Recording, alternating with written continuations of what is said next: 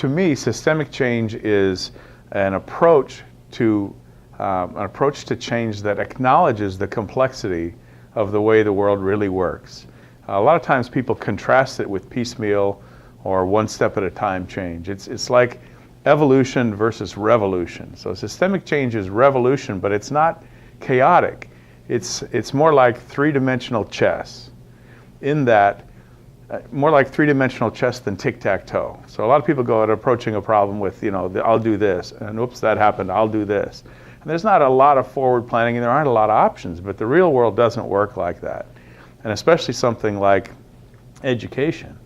If you want to change a culture or you want to change a complex organization, you have to acknowledge the complexity, and you have to, as in playing chess, you have to move several pieces in a coordinated way, and you have to respond to changes while you're doing that. So you develop a strategy, but while you're implementing your strategy, the situation changes.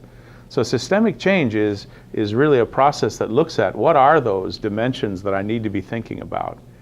And not just me, what are those dimensions that we need to be thinking about? Who else do I need to have me think with me, so that we can consider those dimensions and make a plan that's likely to work. And then, how do I monitor, whether or not that's working, and what things are changing that influence my plan along the way. So it's like getting somewhere, but acknowledging that I'm not going to get there tomorrow, and I may never get there because there's going to move, right? So even my definition of what I'm working for is going to change.